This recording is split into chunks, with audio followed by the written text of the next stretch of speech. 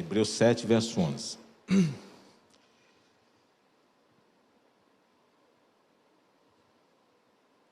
Diz assim a palavra de Deus. Vamos lá.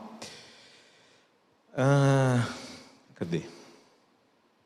Portanto, se a perfeição fosse possível por meio do sacerdócio levítico, pois foi com base nele que o povo recebeu a lei, que necessidade haveria ainda de que se levantasse outro sacerdote segundo a ordem de Melquisedeque e não segundo a ordem de Arão? Pois quando se muda o sacerdote, necessariamente muda também a lei, porque aquele de quem são ditas estas coisas pertence a outra tribo da qual ninguém prestou serviço diante do altar. Pois é evidente que nosso Senhor procedeu de Judá, tribo a qual Moisés nunca falou nada a respeito do sacerdócio. E isto é ainda muito mais evidente quando, à semelhança de Melquisedeque, surge outro sacerdote, constituído não conforme a lei de mandamento carnal, mas segundo o poder de vida que não tem fim. Porque dele se testifica: você é sacerdote para sempre, segundo a ordem de Melquisedeque.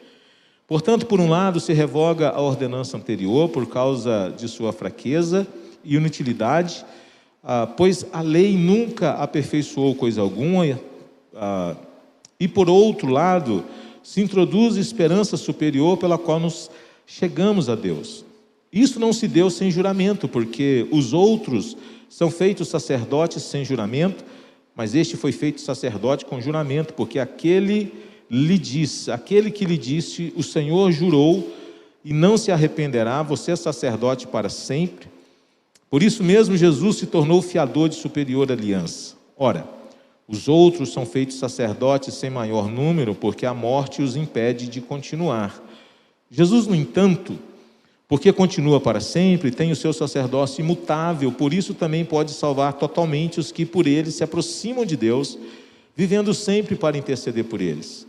Porque nos convinha um sumo sacerdote como este, santo, inculpável, sem mácula, separado dos pecadores e exaltado acima dos céus, que não tem necessidade, como os outros sumos sacerdotes, de oferecer sacrifícios todos os dias, primeiro por seus próprios pecados, depois pelos do povo, porque fez isso uma vez por todas, quando a si mesmo ofereceu.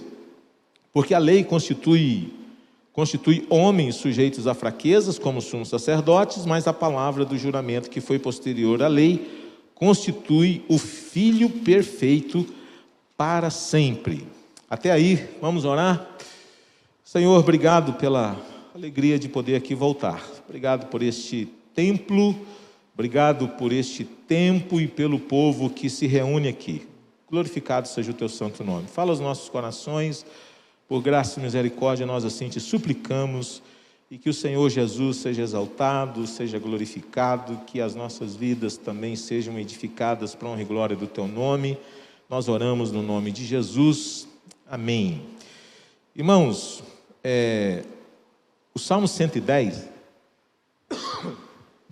ele é um salmo messiânico, e nele nós temos a informação a respeito deste sacerdócio que Cristo haveria de realizar. E Davi ali não estava certamente falando dele, mas ele estava apontando para Cristo. Disse o Senhor a meu Senhor: assenta-te à minha direita, até que eu ponha os teus inimigos por estrado dos teus pés. E depois vai falar a respeito deste sacerdócio que veio segundo a ordem, ou na ordem de Melquisedeque. É interessante a gente fazer este apontamento, porque nós, às vezes, temos aquela tendência de achar que a Bíblia é um livro assim, escrito por homens, com más intenções. Mas olha só, quantos anos antes de Jesus vir, nós temos esta declaração. Diz assim o Salmo: disse o Senhor a meu Senhor: sente-se à minha direita, até que eu ponha os seus inimigos por estrado dos seus pés.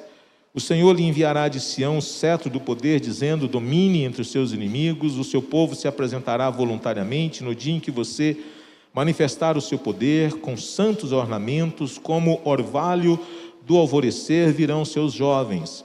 O Senhor jurou, veja, e não voltará atrás. Então veja que o autor aos Hebreus, ele está fazendo referência a esse juramento que Deus está fazendo. O Senhor jurou e não voltará atrás. Você é sacerdote para sempre. Então não poderia ser em relação a Davi. E você é sacerdote para sempre, segundo a ordem de Melquisedeque. O Senhor, à sua direita, no dia em que se irá, esmagará os reis, ele julgará entre as nações, enchendo-as de cadáveres, esmagará cabeças por toda a terra, no caminho beberá água na torrente e passará de cabeça erguida. Então, no capítulo 7 de Hebreus, o autor aqui ele está trazendo à memória daqueles irmãos a citação deste salmo. E Melquisedeque ele vai surgir apenas em 2 momentos na narrativa bíblica, que é em Gênesis 14 e no Salmo 110. Eu fiquei pensando em meu coração, irmãos, algumas coisas. Por exemplo, se todas as religiões fossem verdadeiras, se todas as religiões conduzissem a Deus, se ninguém precisasse mudar de religião, se ninguém precisasse deixar costumes, valores relacionados à vida religiosa e abraçar verdades como as do cristianismo, não haveria razão nenhuma para uma carta como essa.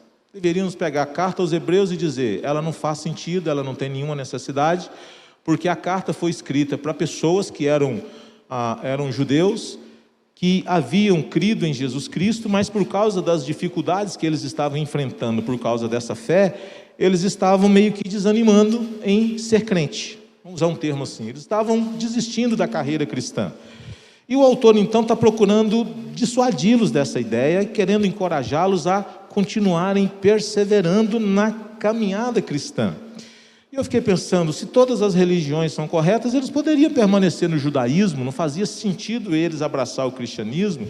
Se todas as religiões são verdadeiras, então o autor está perdendo o tempo dele aqui, ele poderia simplesmente dizer, fiquem em paz, no final vai dar tudo certo, o Senhor Jesus morreu por todo mundo e vocês vão ser salvos de um jeito ou de outro, mesmo que vocês não queiram ser salvos, Deus vai salvar vocês. Então, vocês podem ficar tranquilo, não tem necessidade de arrependimento, não tem necessidade de vocês declararem a fé em Cristo Jesus. Então, essa carta, ela é um lembrete para nós de que nem todas as religiões, elas são corretas. De que nem todas as pessoas que estão pregando e usando o nome de Deus, porque os judeus eram uma religião monoteísta, eles acreditavam num Deus vivo e verdadeiro, no verdadeiro, Criador do céu e da terra, porém o relacionamento deles não era baseado no mediador, que é Cristo Jesus. E uma religião que não é baseada no mediador e no sacerdócio de Cristo, não conduz à salvação, não conduz a este relacionamento com Deus. E é por isso que Paulo vai dizer, se vocês abraçarem os valores da lei, vocês caíram da graça. Não dá para ter lei e a graça como meios de salvação. E aqui o autor também está dizendo a eles, que se eles retrocederem, eles estariam abrindo mão, não apenas de uma confissão, mas eles estariam abrindo mão desse novo e vivo caminho que Deus estabeleceu, que nós podemos agora nos achegar a Deus. Os rituais não são mais necessários, o templo não é mais necessário, aquele sacerdócio segundo a ordem de Levi não é mais necessário, eles se cumpriram em Cristo Jesus. Então ele está dizendo, tudo que vocês faziam antes apontava para Cristo. Então, se vocês estão em Cristo e agora querem voltar de novo àquele antigo regime, ele está dizendo, aquele não tem mais sentido. Ele caducou, ele passou, ele cumpriu o seu mandato, ele cumpriu a sua missão, ele não existe mais. E eu quero então pensar aqui, à luz desse texto, sobre essa questão que o autor está propondo aqui, sobre a pessoa de Cristo contrastando com o sacerdócio araônico. E ele está dizendo que nós agora estamos debaixo de uma nova ordem. Estamos debaixo de uma nova ordem mundial. Aceite ou não, mas estamos debaixo de uma nova ordem mundial. A globalização, as questões culturais nas suas individualidades, é o que caracteriza a nossa sociedade. Mas o autor está dizendo que nós estamos diante de uma nova ordem sacerdotal. Mudou, e ele então vai tentar explicar por que esta nova ordem ela é superior à anterior. Por que essa nova ordem sacerdotal em Cristo ela está muito acima da que havia existido até então, que era a ordem do sacerdócio levítico. Vamos ver então algumas coisas que esse texto nos ensina. Pensei também, irmãos, a respeito da perseverança. E porque o autor queria que aqueles irmãos permanecessem firmes em Cristo Jesus. E perseverar significa você permanecer num estado ou numa atividade, mesmo em caso de oposição ou fracasso.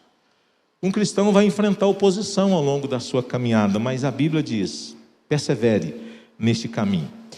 Uma nova ordem sacerdotal. O que o autor então estava ensinando? Algumas coisas. Primeiro, ele vai dizer que só Jesus cumpriu com perfeição o ofício sacerdotal. Ele diz isso no verso 11 e 12, ao começar dizendo assim: portanto, se a perfeição fosse possível por meio do sacerdócio levítico, ele vai dizer, pois foi com base nele que o povo recebeu a lei. Mas aí então ele diz, que necessidade então haveria ainda de que se levantasse um outro sacerdote, não segundo a ordem levítica, da tribo de Levi, mas segundo a ordem de Melquisedeque, e não segundo a ordem de Arão. Pois quando se muda o sacerdote, necessariamente muda também a lei. Então, aqui ele está dizendo que esse sacerdócio levítico, ele possuía as suas atribuições, ele possuía as suas qualidades, ele era uma engrenagem extremamente importante na espiritualidade de Israel. Tudo passava pela questão do sacerdócio, era uma religião centralizada na figura do sacerdote, que oferecia sacrifícios pelo pecado do povo e oferecia sacrifícios também pelo seu próprio pecado. Não tinha como ter culto em Israel sem sacerdote. Não tinha como o povo adorar se o sacerdócio ali não existisse. A adoração passava obrigatoriamente, necessariamente, pela existência do sacerdócio, pela qualificação do sacerdote, pelas credenciais do sacerdote. Por isso que Deus instituiu a tribo de Levi como sendo a tribo que haveria de fornecer sempre os sacerdotes para servir no templo. Somente a tribo de Levi assim fazia. Então aqui ele chama atenção para esse aspecto, ao mostrar que este mecanismo, ele funcionou, ele existiu, mas ele diz, ele era imperfeito, ele não era pleno, ele não possuía características de durabilidade, de permanência, de perfeição, ele não podia aperfeiçoar as pessoas, ele não tinha o poder de transformar a vida das pessoas, e ele vai dizer que, embora esse sacerdócio fosse importante, mas as pessoas estavam ali oferecendo os seus sacrifícios continuamente, mas era algo externo que eles realizavam. Ele diz que aquilo não produzia a transformação do coração, não gerava uma mudança verdadeira na vida das pessoas, razão pela qual aqueles sacrifícios tinham que ser repetidos, e os sacerdotes, ele diz, tinham que ser mudados continuamente. Um sacerdote, ele começava a sua carreira ministerial como sacerdote aos 30 anos de idade, talvez ele ia até os 70 anos, era mais ou menos 40 anos que ele cumpria o seu sacerdócio. Então ele morria e aí então ele tinha que ser sucedido. E aqui o autor está dizendo, se esse sacerdócio levítico fosse perfeito, se esse sacerdócio levítico tivesse cumprindo bem a sua missão, não haveria necessidade de um outro. Então ele está dizendo que só Jesus cumpriu com perfeição esse ofício sacerdotal. Por quê? Porque aquele sistema levítico era temporário, o sistema levítico era imperfeito, o sistema levítico tinha data de validade, o sacerdócio ia morrer, alguém ia ter que substituí-lo. Então nós tínhamos todos aqueles rituais que aconteciam, que estavam ali presentes, e o autor então chama atenção para esse efeito temporário e imperfeito do sacerdócio levítico, a fim de dizer: aquele que veio, que é Cristo, não muda, não caduca, não tem fim, ele é para sempre, ele não é temporâneo, ele não tem substitutos, não precisa ter uma tribo de Levi como tinha em Israel os levitas, que já falamos aqui. Dentre as muitas coisas que eles realizavam, estava o cantar também, mas não era apenas isso, envolvia muitas outras coisas. Então ele diz: só Jesus cumpriu com perfeição esse ofício sacerdotal, porque se o levítico fosse perfeito, o sacerdócio levítico não tinha necessidade de um outro, porque mudava o sacerdócio, mudava-se também a lei, alterava as coisas que ali aconteciam. Mas ele continua dizendo aí no verso 13 a 17, por que nós estamos agora debaixo de uma nova ordem superior sacerdotal? Ele diz: só Jesus cumpriu com perfeição o ofício, só Jesus realizou um sacrifício eterno e permanente. Ele diz assim no verso 13: porque aquele de quem são ditas estas coisas pertencem, veja bem, a outra tribo, da qual ninguém prestou serviços diante do altar. Que tribo é essa? A tribo de Judá. Somente a tribo de Levi tinha essas atribuições de ficar responsável pelos sacrifícios, pelo culto, pela ordem do culto, por verificar os animais, por sacrificar os animais, por tirar as vísceras dos animais, queimar do lado de dentro, jogar as cinzas do lado de fora, todo aquele ritual. E o autor então está dizendo a eles: estamos debaixo de uma nova ordem sacerdotal. E ele está dizendo: não é da tribo de Levi. Não é da tribo de Levi? Aí ele continua: da qual ninguém prestou serviço diante do altar. Pois é evidente que nosso Senhor procedeu de Judá, tribo a qual Moisés nunca falou nada a respeito do sacerdócio. E isto é ainda muito mais evidente quando, à semelhança de Melquisedeque, surge outro sacerdote, constituído não conforme a lei de mandamento carnal, mas segundo o poder de vida que não tem fim, porque dele se testifica: você é sacerdote para sempre, segundo a ordem de Melquisedeque. Então ele está aqui estabelecendo um contraste entre o sacerdócio de Cristo e o sacerdócio levítico. O sacerdócio levítico, ele era hereditário, passava de pai para filho. Então, era o clã da tribo de Levi. Mas ele diz: e quanto ao sacerdócio de Cristo? Ele era da tribo de Judá. Como que ele vai ser superior? Então ele vai dizer: o de Levi era temporário, o de Cristo é permanente. E ele usa novamente a figura de Melquisedeque, porque é um cara que surge sem genealogia, ninguém sabe quando ele nasceu, ninguém sabe quando morreu, ninguém sabe a história da família dele. A ideia de usar aqui o Melquisedeque é para dizer que Cristo é eterno, que Cristo não tem data de validade. Jesus era da tribo de Levi, e a tribo responsável pelos sacerdotes era... Jesus era da tribo de Judá, e a tribo responsável pelo sacerdócio era a tribo de Levi. Então, os sacerdotes começavam o seu ministério pastoral aos 30 anos, não é? E morria ali com 70 e poucos anos, e pronto, acabou, aí vinha os seus sucessores. Só que Jesus, ele está dizendo, ele é eterno, porque ele morreu, porque ele ressuscitou, para não morrer mais. Então ele faz esse contraste em dizer que a lei de Moisés não permitia um sacerdócio da tribo de Judá. E para que isso fosse feito, o que teria que acontecer? A lei teria que ser alterada. O Lula não pode chegar e dizer assim: a partir de agora o Brasil é uma monarquia. Para que isso aconteça, tem que mudar o quê? Tem que mudar a lei do país. Somos uma república.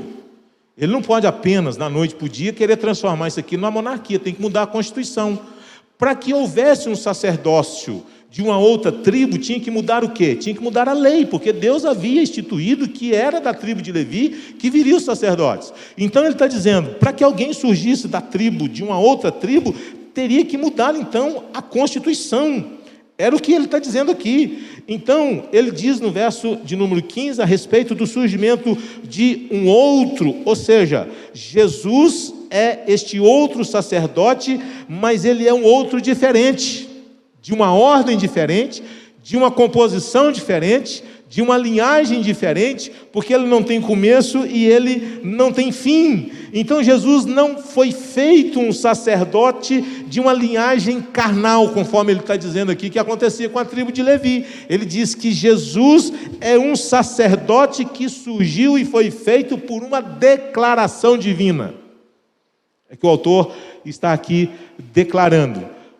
O de Levi era um sacerdócio carnal. Veja bem, verso 16, constituído, não conforme a lei de mandamento carnal, mas Cristo é esse sacerdote que é constituído segundo o poder de vida que não tem fim, porque ele testifica, você é sacerdote. É Deus declarando que Jesus é esse sacerdote superior, com base nesta revelação de Deus. Então veja, irmãos, que Jesus é esse sacerdote acima do sacerdócio arônico, porque o autor está dizendo, ele cumpriu com perfeição o seu ofício, ele realizou um sacrifício eterno e permanente, que não precisa ser repetido todas as vezes, que veio de uma outra composição, que veio de uma outra linhagem, não por uma sucessão carnal, mas que veio por causa de uma declaração de Deus. É Deus que está declarando que ele é sacerdote, não segundo uma ordem natural, conforme acontecia, mas segundo uma ordem espiritual totalmente distinta da que existia até então. Uma terceira coisa que o autor diz aqui a respeito dessa nova ordem sacerdotal é que só por meio de Jesus nós temos verdadeira comunhão com Deus. Presta atenção, versos 18 e 19, ele diz assim, portanto, por um lado, se revoga a ordenança anterior, por causa de sua fraqueza e inutilidade. Ela foi revogada. A lei serviu como aio para nos conduzir a Cristo, mas ela não tinha o poder de mudar o coração das pessoas. Pelo contrário, a lei, ela causava um tormento no coração das pessoas. Amarás o Senhor teu Deus de todo o teu coração, de toda a tua alma, de todo o teu entendimento. Quem faz isso? Não cobiçarás a mulher do teu próximo, não cobiçarás o carro do vizinho, não cobiçarás a casa do vizinho, o emprego do vizinho, o quichute do vizinho. Quichute é só para aquela turma lá dos anos 90. O conguinha. Tempo bom, irmão. A época do quichute, na época do quichute, o professor entrava, os alunos levantavam e batia continência. O professor era autoridade. Não é? Então hoje os meninos vão de Nike, mas o professor não tem autoridade. Então mudou muito, né? Então vamos lá. Então veja, Jesus é o sacerdote constituído por causa da ressurreição, ele venceu a morte, e é por isso que ele não tem fim, ele não precisa ser substituído, ele não tem data de validade, e o autor está chamando a atenção para essa fraqueza da lei. Pois a lei nunca aperfeiçoou coisa alguma. E por outro lado, se introduz esperança superior pela qual nos chegamos a Deus. Então veja, a lei trazia um sentimento de quê? De culpa, de condenação. Você olhava para a lei e dizia, puxa vida, eu não consigo amar a Deus de todo o coração. Eu não consigo não cobiçar. Eu não consigo cumprir os mandamentos da lei, e aqui então ele está dizendo que só por meio de Jesus nós podemos nos achegar a Deus, ele vai dizer aqui nesse verso 19, ou seja, Jesus é aquele que trouxe uma esperança melhor, e é aquele que nos permite nos achegar mais a Deus. Por isso ele está dizendo, voltar ao judaísmo é deixar de desfrutar dessa comunhão com Deus, por meio de quem? Por meio de Cristo. E ele diz, isso não é possível, não façam isso, vocês vão abrir mão desta comunhão melhor com Cristo, que superem muito a do Antigo Testamento, vocês vão abrir mão dessa comunhão, dessa proximidade, conforme ele vai dizer mais adiante, acheguemo-nos, portanto, confiadamente junto ao trono da graça. Ele vai dizer, vocês vão fazer isso? Vocês vão abrir mão desse privilégio que vocês têm agora? Aquilo que a lei não fez, em Cristo nós temos um privilégio elevado. Antigamente só uma pessoa podia se aproximar diante de Deus, que era o sacerdote, mas por causa deste novo sacerdote, desta nova ordem sacerdotal, qualquer crente pode se aproximar, qualquer crente pode se achegar a Deus. Antes todo mundo ficava de longe, mas agora não. Agora a gente pode orar a Deus, falar com Deus em todo e qualquer lugar. Ele está dizendo, só por meio de Jesus nós desfrutamos desta comunhão verdadeira com Deus. A lei não tinha esse poder, a lei não tinha essa capacidade, a lei colocava um fardo no coração das pessoas, tinha todos os seus rituais, todas as suas complexidades, mas ele está dizendo, em Cristo não. Nós agora temos este novo e vivo caminho. Ele está dizendo, vocês vão abrir mão deste privilégio que tem e vão voltar para o antigo, truncado,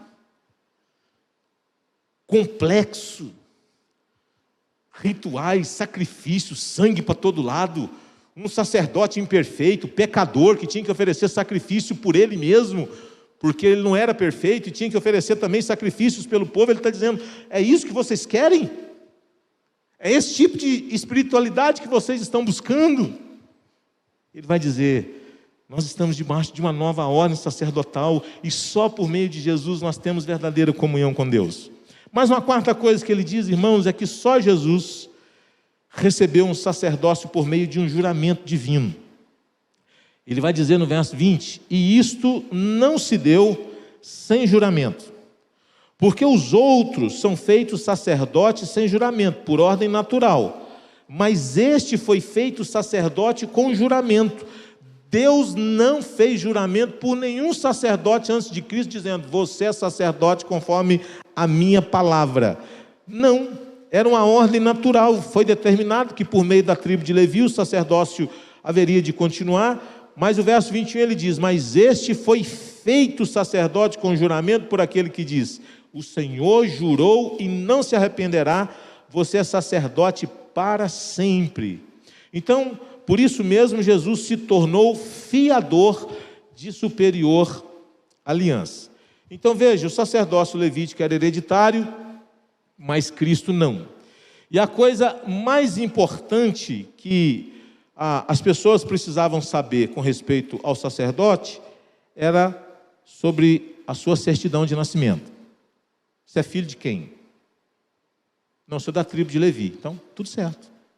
Tudo beleza, tem acesso.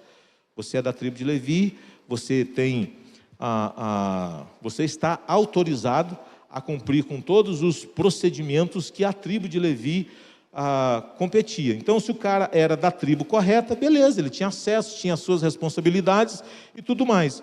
Porém, Jesus ele recebeu um sacerdócio diferente. O sacerdócio dele não veio por uma ordem natural, veio por meio de um juramento do Pai. Ele está dizendo, foi Deus quem chegou e disse, este é superior ao sacerdócio de Arão. Quem foi que disse? Eu. Foi Deus.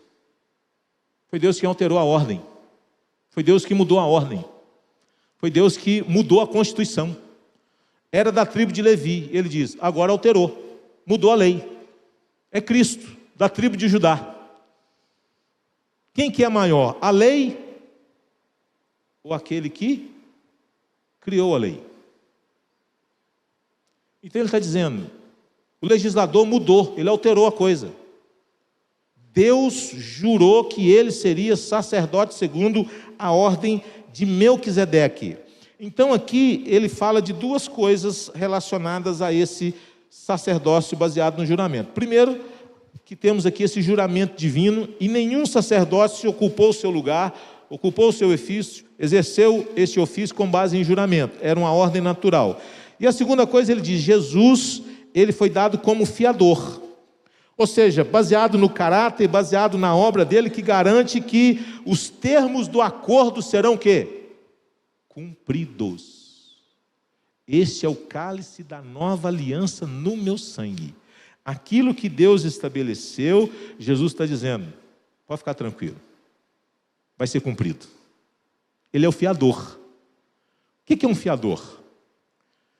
Você sabe muito bem, se você foi alugar alguma coisa, o cara falou assim, você tem aqui duas alternativas. Você tem que arrumar um fiador. Irmão, dá um trem ruim na gente assim, quando o cara fala, preciso de um fiador. Ele está dizendo, não confio suficientemente em você. Tem que ter uma garantia. E Deus está dizendo aqui, vocês querem uma? Vou dar uma. Quem que é? Cristo. Jesus. Então, irmão, olha só que coisa linda, né?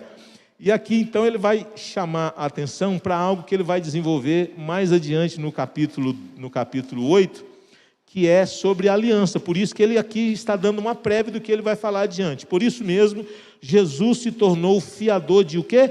Superior aliança.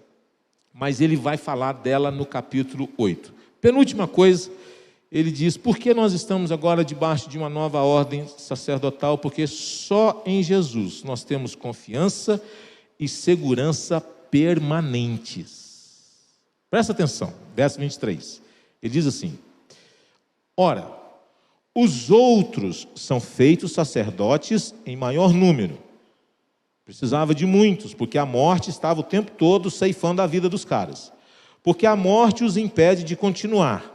Jesus, no entanto, porque continua para sempre, tem o seu sacerdócio imutável. Por isso também, o que ele pode fazer? Ele pode salvar totalmente os que por ele se aproximam de Deus, fazendo o quê? Vivendo sempre para interceder por eles. Veja, o sacerdócio, ele não era apenas imperfeito, o autor vai dizer, ele tinha uma outra característica, ele era também temporário. O sacerdócio levítico era perfeito? Não era. Tanto não era porque antes dele fazer sacrifício pelo pecado do povo, ele fazia o quê? Oferecia sacrifício pelos seus próprios pecados.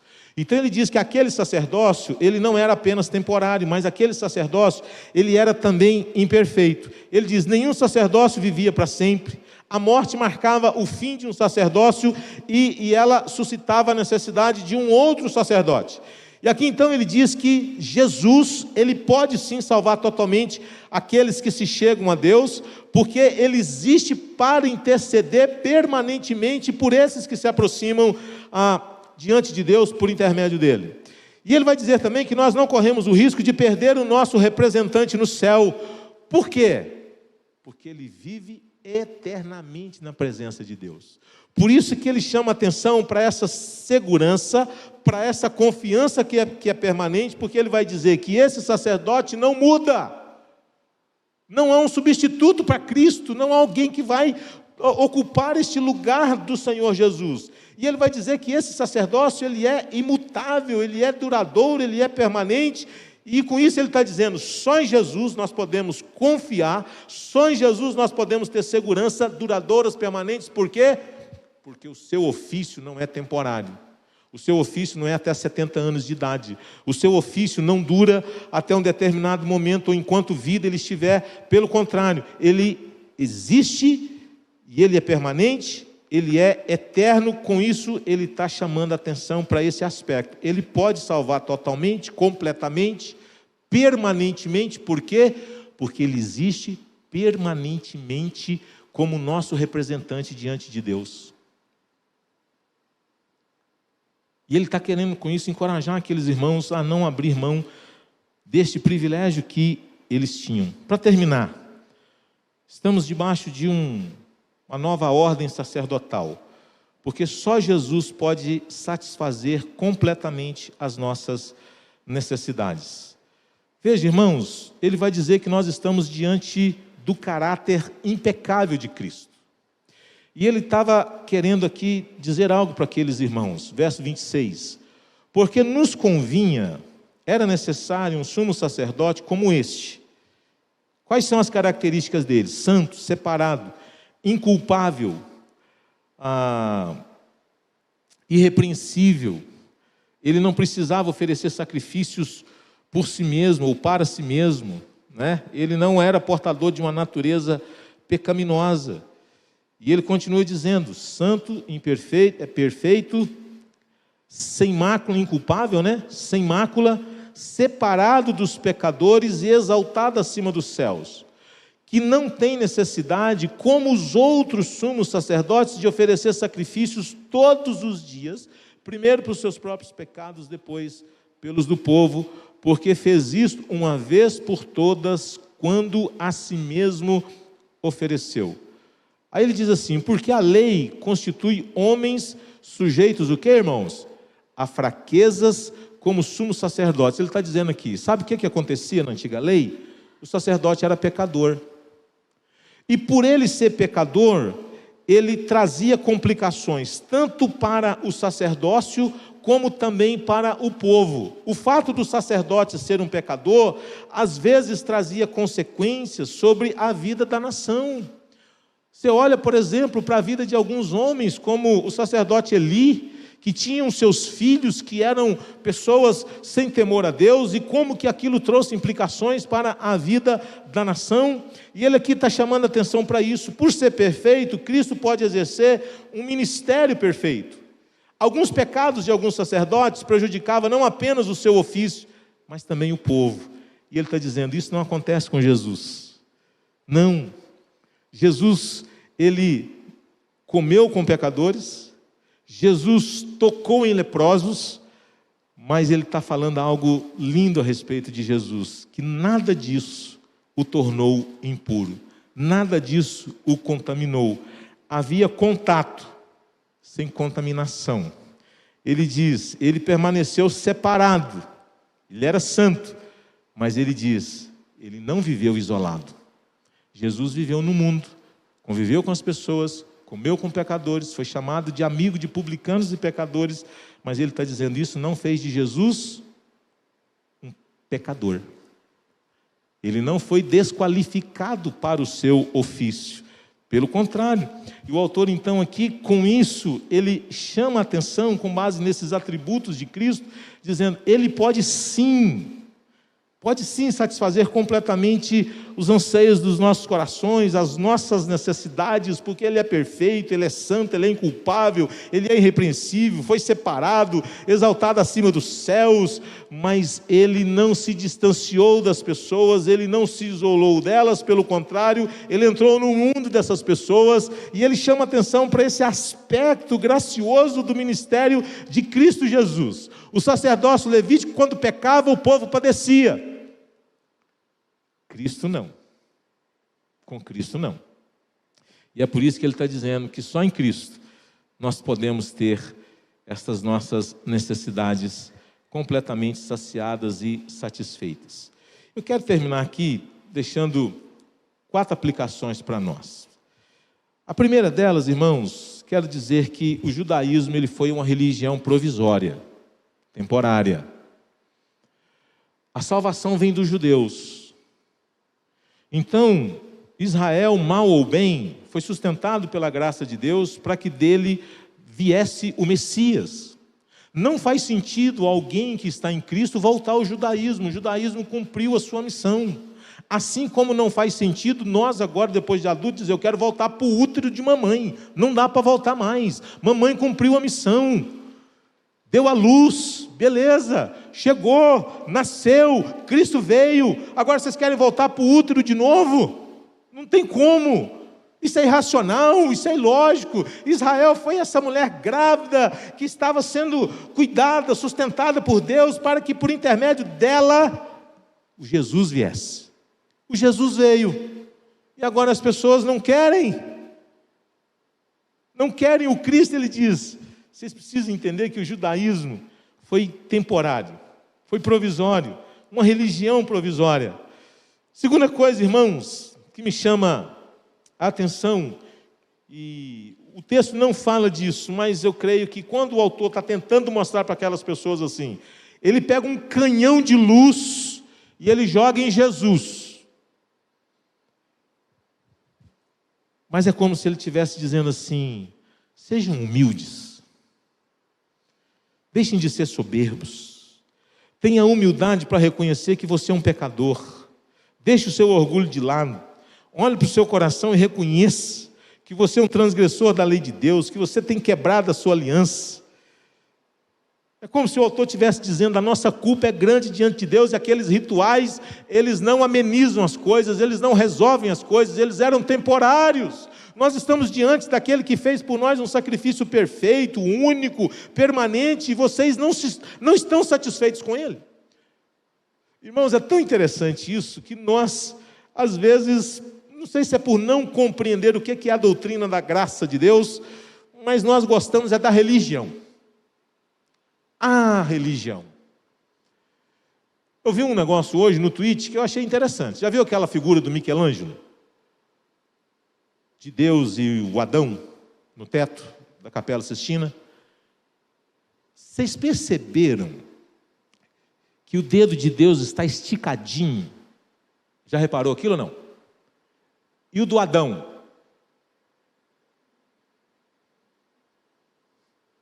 De Deus está esticado, assim, como se Deus estivesse assim, e o Adão está assim. Aí alguém interpretou aquilo, eu achei interessante. Alguém disse assim: sabe qual que é o significado disso? Por que o dedo do Adão está assim, meio que... Se ele faz isso, né? Mas ele não faz. Há outras interpretações ali, mas eu vou nessa aqui. Aí alguém disse assim: é porque o homem pode buscar a Deus a hora que ele quiser. Deus vai estar sempre com o dedo esticado. Basta o homem querer ir ao encontro dele. E eu disse: quando? Existe uma doutrina chamada depravação total que diz assim, que o Adão nem jamais vai querer esticar o dedinho dele. Ele não quer isso não. Ele não tem poder para isso não. Mas a ideia da religião é um movimento de baixo para cima. O homem querendo agradar a Deus. Quando, na verdade, irmãos, o conceito é sempre Deus vindo ao encontro do homem, buscando o homem, chamando o homem ao arrependimento, trabalhando no seu coração. O homem não quer Deus e ele não pode. É duro isso, ele está contaminado, ele está afetado até a raiz, ele está comprometido totalmente pelo pecado. Deus tem que trabalhar na sua vida, no seu coração. Deus o chama ao arrependimento, e às vezes uma das coisas que nos atrapalha no acesso a Deus é o nosso orgulho. A gente quer se sentir participante. Ah, Deus me salvou, mas eu também, pastor. Ele não fez mais do que a obrigação dele, tinha que me salvar mesmo. Fazer o que eu faço para Deus? Nós gostamos, irmãos, dessa ideia, desse movimento de baixo para cima, de fazer alguma coisa que nos torna merecedores da salvação. É difícil a gente nos achegar diante de Deus conforme aquela bem-aventurança. Bem-aventurados são os pobres de espírito, porque deles é o reino dos céus. E pobre de espírito é o cara que olha para o coração e diz: não tem um centavo para dar para Deus.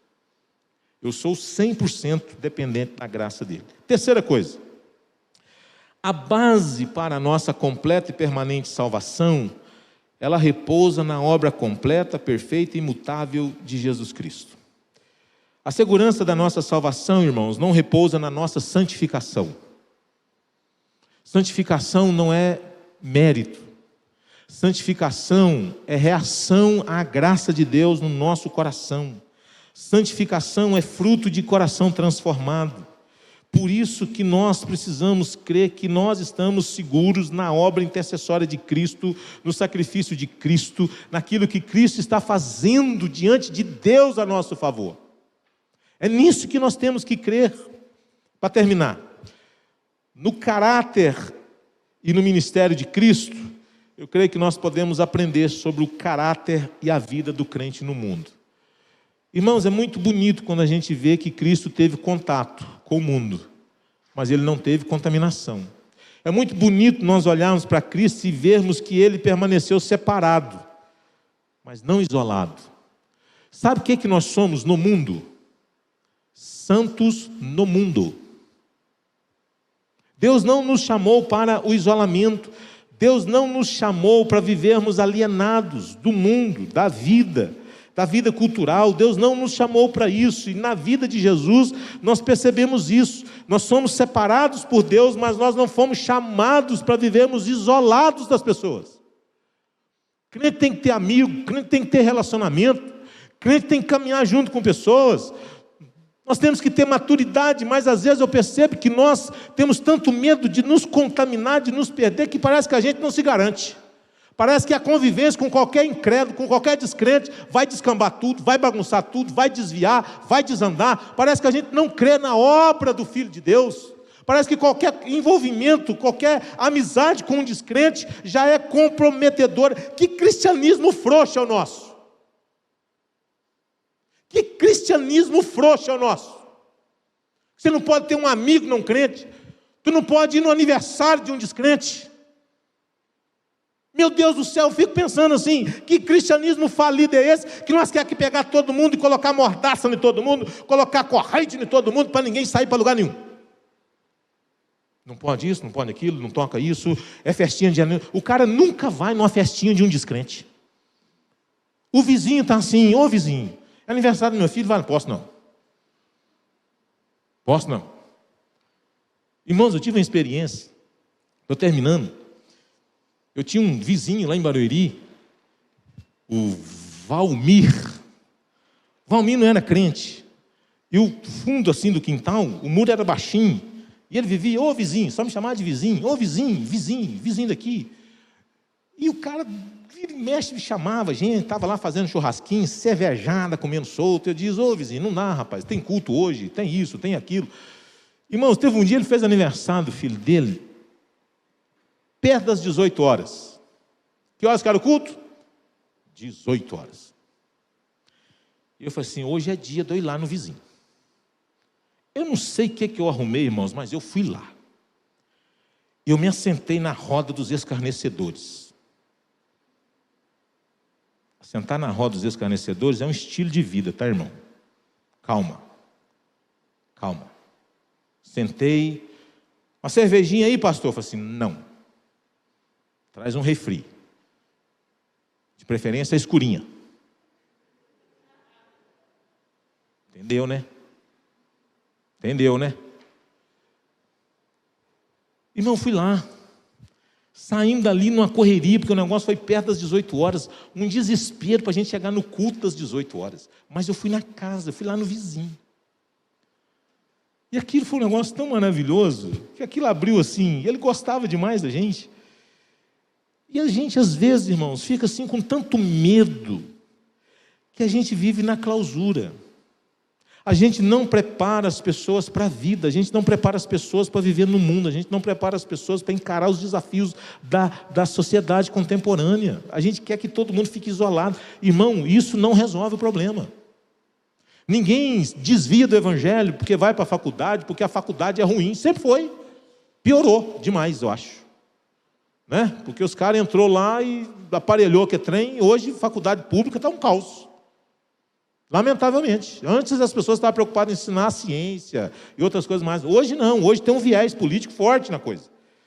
Mas nós temos que colocar no coração dos nossos jovens que nós somos santos no mundo. Nós fomos chamados para viver no mundo. Nós não fomos chamados para viver alienados das pessoas, isolados das pessoas, não conviver com ninguém, não ter amigo não crente, não fazer nada. Eu acho que eu não preciso colocar legenda aqui não, né, irmão? Eu estou falando para você virar aí, endoidar aí, eu estou falando isso.